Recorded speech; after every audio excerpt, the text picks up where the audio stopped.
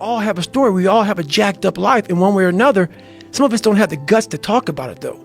And that's where I found the guts to talk about mine. Well, there's purity in physical pursuits, right? Because it doesn't matter what your social status is. It doesn't matter how people perceive you. When it comes down to how long can you stay in that pool, when it comes down to how far can you run, when it comes down to how much can you push yourself past the part where you want to quit, how far can you keep going? There's a purity in that it dissolves social order, all that bullshit, what people think about you goes out the window. It's who are you right now? And I look at it as psychological warfare.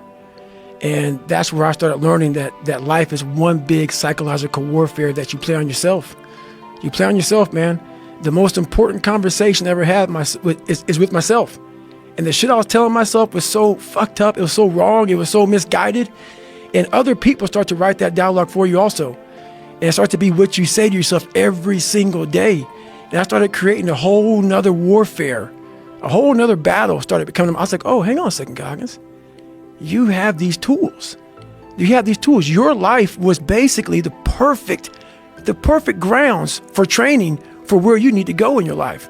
All the beatings, all the bullying, all the, you going through learning disabilities, all the struggles. It was the absolute perfect training ground for you to go to where you need to go. And that's how I started looking at my life versus woe is me, poopy pants, kick a rock down the street mentality. It was, God just hooked you right the fuck up. He hooked you right up, man, with the perfect place. You were training for the first 18, 19, 20, you were training for this stuff, man. You have the advantage of everybody else versus, my God, they're so above me. They came from a great family. Mom and dad love them. They didn't stutter, they didn't struggle. No, man, your struggle is what made you who you are now.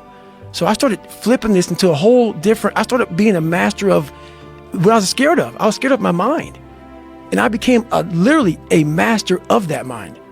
And that's what from now on, it sets me apart from most people. I started diving into that.